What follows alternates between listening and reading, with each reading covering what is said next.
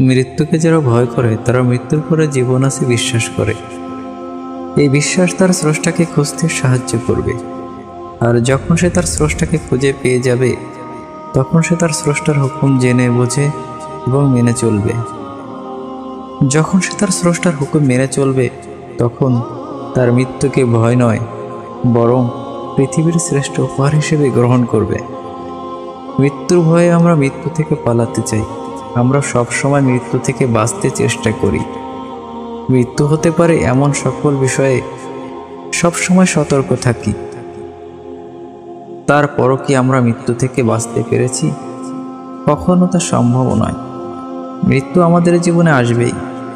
মৃত্যুর ভয় আমাদের বেশি হবার কারণ হচ্ছে আমাদের গুনাহের পরিমাণ অনেক বেশি। আমাদের গুনাহের কাছ থেকে ফিরে আসতে হবে।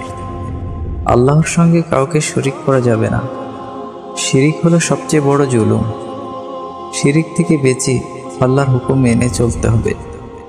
আল্লাহর হুকুম সালাত আদায় করা, সিয়াম পালন করা, হালাল উপায়ে অর্থ উপার্জন করা, সামর্থ্য হলে হজ যাকাত আদায় করা, মা বাবার অনুগত হয়ে তাদের সাথে ভালো আচরণ করতে হবে এবং তাদের সকল প্রকার হক আদায় করা। আত্মীয় স্বজনের সঙ্গে সুসম্পর্ক রাখতে হবে, তাদের হক নষ্ট করা যাবে না। পরিবারের সকল মানুষের দায়িত্ব পালন করা, প্রতিবেশীদের সাথে ভালো আচরণ করা, কোনো মানুষের প্রতি অন্যায় অবিচার জুলুম করা থেকে বিরত থাকা, কারো হক অধিকার নষ্ট করলে তা আল্লাহর হুকুম অনুযায়ী ফিরিয়ে দিয়ে তার নিকট ক্ষমা প্রার্থনা করা, কারো নিকট ঋণ থাকলে পরিশোধ করে দেওয়া। ঋণ পরিশোধ করা খুবই জরুরি। মিথ্যা কথা বলা থেকে বিরত থাকতে হবে, ওয়াদা রক্ষা করতে হবে। এ সকল কাজ আল্লাহর ভয়ে করতে পারলে আমরা আল্লাহর নিকট ক্ষমা পেয়ে যাব ইনশাআল্লাহ। আমরা যখন আল্লাহর হুকুম মেনে চলতে পারবো তখন মৃত্যু আমাদের জন্য উপহার হবে। মৃত্যু হলো আমাদের জন্য পরীক্ষা।